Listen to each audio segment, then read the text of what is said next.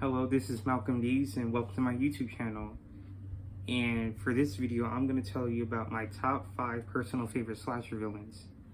Why slasher villains? It's because they're my favorite, the slasher subgenre is my favorite subgenre of horror. And also, when you think of a horror movies or horror movie characters, most likely it will be like a slasher villain. So someone like Freddy Krueger, Michael Myers, Jason, Chucky, etc. So anyway, let's get to this number 5 spot. So my number 5 spot is actually Freddy Krueger from the Nightmare on Elm Street franchise. Before he was a dream demon killer, he was a child killer who killed many kids during the Springfield area. So the parents actually caught him and actually took him to court. So anyway, but since someone forgot the, sign the search warrant, Krueger was free just like that. So the parents kind of decided to take justice in their own hands. So they tracked down where he was at, his old little boiler room where he works and kills his victims, and decided to burn the whole place down with him inside of it. But before, he can die, basically, these couple of dream demons actually made him a deal. Like, hey, they've been looking for the most evilest person they can take over. So basically, they gave him the abilities to enter people's dreams and kill them. So anyway, what makes Freddy somewhat unique, unlike most slasher villains at the time, because instead of a big hulking dude in a mask, he had a personality and he jokes around with his victims before he kills them. One minute he'll make a joke, and then the next minute he'll carve out your intestines out. Basically what makes Freddy somewhat scary, that he'll use your, fears and insecurities against you. Basically, like if you had an eating disorder, or you're a recovering drug addict, or you don't have a good relationship with your parents. But anyway, what makes Freddy, somewhat scary in a parent's perspective, is that you can't really do anything to, against your child, because it's like there's this 8-year-old, you have your 8-year-old daughter who is, trying to kill, there's someone in your dreams who's trying to kill your 8-year-old daughter, and there's nothing you can't really do about it. And I find that somewhat scary and, helplessness, that from a parent's perspective, since, there's a guy trying to kill your kid and you can't protect them in any way, shape, or form. So anyway, Freddy Krueger is, is overall a big scary dude, and that's why he's top 5 on my personal list. So my number 4 list on my personal favorite slashers is Daniel Robitaille, aka the Candyman from the Candyman movies. Before he was this killer, he was this painter named Daniel Robitaille, who basically was a very talented painter back in the 1800s, and basically was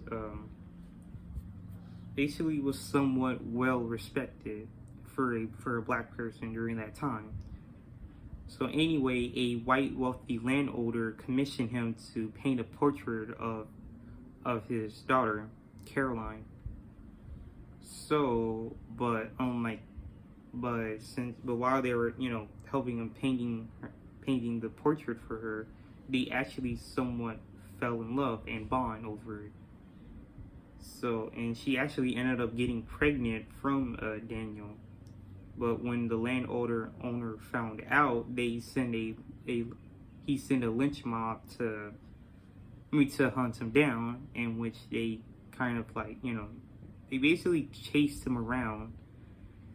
But since when they caught him up with it, they basically pinned him down, cut off his right hand with a rusty saw, and basically broke smeared honey all over him to let the bees sting him to death. But while this was happening, one of the mobsters was this young boy, basically called him the Candyman because, you know, the honeys. So basically, all the other people in the mob is basically calling him Candyman as an insult. So anyway,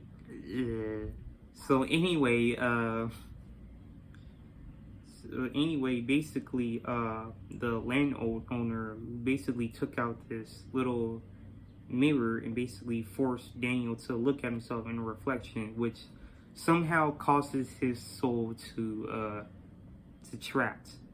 be trapped inside of that mirror. So basically, his spirit basically becomes the Candyman. And I really like this urban legend like killer that he is. Basically, he's go all Bloody Mary. So basically, you look into the mirror and say his name 5 times, and there he will appear to split you from groin to gullet. So anyway, what I like about this guy is, well, he's a black slasher villain. And I know he's a killer and really shouldn't be idolized, but it's basically nice to see a black man as the Jason in a movie. What I also really like about him is his design. I am in love with that long black fur trench coat he has, and that bloody hook. And also, unlike most slasher villains, he isn't wearing the mask, or his face isn't really disfigured or anything like that. So basically, his hook somewhat pops out more because of that. But when he reveals his coat, he's basically hiding his chest cavity that's filled with bees. And I just love his dark, sweet, calming, seductive voice. Like, it's just overall awesome. Candyman is basically a, personal favorite horror villain of mine. And basically some of my personal favorite horror movies of all time. So my number 3 spot is Ghostface from the Scream movies. So also, unlike most slasher villains, Ghostface isn't just this one person. He's many killers. In the first movie, it was these two high school students named Billy Loomis and Stu Macher. So basically, Billy's dad had an affair with his boyfriend's Sydney's mom. So when Billy's mom found out, they basically left him, which doesn't really make it. Like, why couldn't you just take your son with them? So basically, she blames Sydney's mom for it, and they end up killing her for it.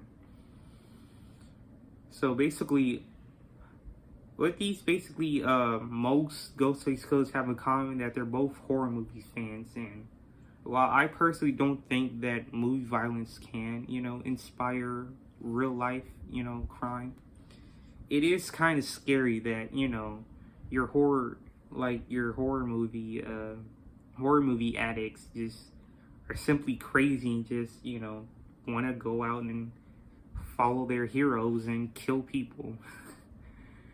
Which I personally find that a bit terrifying. So it basically kind of makes the Ghostface killers somewhat also a bit scary, that that you can't really trust people around you with anything like that.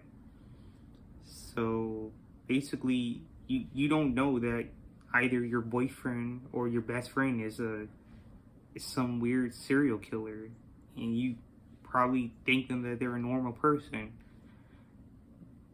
My number 2 spot is Michael Myers from the Halloween franchise.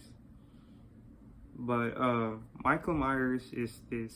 I personally think he's the scariest slasher villain of all time. And unlike most serial killers, he doesn't really have a motive. Well, at least from what timeline you're looking for Michael. But anyway, but he just, when in the original 1978 Halloween movie, you're from his perspective and you see him killing his sister Judith Myers, and I personally think that's a scary way to open up a horror movie, because it leaves you asking questions like, hey, why did he snap? Why did he kill his sister? Why is his parent just straight up looking at him without without doing nothing? But anyway, so what makes Michael Myers scary, like I said, is his lack of motivation and his somewhat creepy appearance. I really love his mask because his mask is somewhat so pale and emotionless. That scared me a lot when I was younger. So anyway, so when Michael basically, so unlike most things, have an iteration of Michael. I'm probably getting a lot of hate for this, but my favorite version of Michael is the Curse of Thorn Michael. I don't know why, but he is somewhat, I don't know, it's because of my love of supernatural stuff, or because I somewhat enjoyed Halloween 6. Yeah, I'm probably getting a lot of hate for that one too. But unlike, I think, I can see a lot of people why hate that iteration of Michael, because it gave him a motivation. Like I said, it basically gives him a motivation. What makes Michael Myers scary, that you don't really know nothing about him before he was a killer, but also, what happens after that either. I actually enjoyed the 2018 Halloween movies, which is basically the canon version of the movies. Canon timeline. So, anyway, Michael Myers, and without Michael or any of the Halloween movies, I don't think the 80s slasher craze wouldn't have happened either. While I personally think Halloween didn't, Halloween didn't, invented the slasher genre. I do think it kind of invented the little cliches and we expect from a slasher movie. And I also do think it kind of popularized slasher movies, but I could be wrong for that. So anyway, Michael is personally the creepiest and the most, somewhat unpredictable version regardless of any iterations of him. So Michael is my number 2 spot. And my number 1 spot, personal favorite slasher villain, is Jason Voorhees from the Friday 13th movies. Before he was a killer, Jason Voorhees was a regular camper at the infamous Camp Crystal Lake. He was severely deformed, which basically causes other campers to bully him for it. Which is, personally, I think that's a bit sad. It's because, imagine getting bullied for something that you have absolutely no control over it. So while Jason was running from the bullies into the little lake, they somehow pushed him into the lake, causing him to drown. But what do you think? But Malcolm, where were the other campers? Well, the campers were too busy having sex instead of, doing their jobs. That's why you don't hire teenagers. So anyway, because of this, I heard the camp actually, shut down.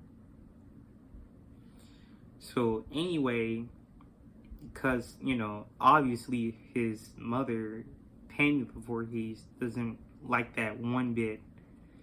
So basically, she tries her best to, you know, keep the camp shut down. How, you might ask? By absolutely killing the counselors. There's been multiple iterations to, you know, attempt to reopen the camp, but they all failed because of Pamela and someone through some murders. It wasn't until this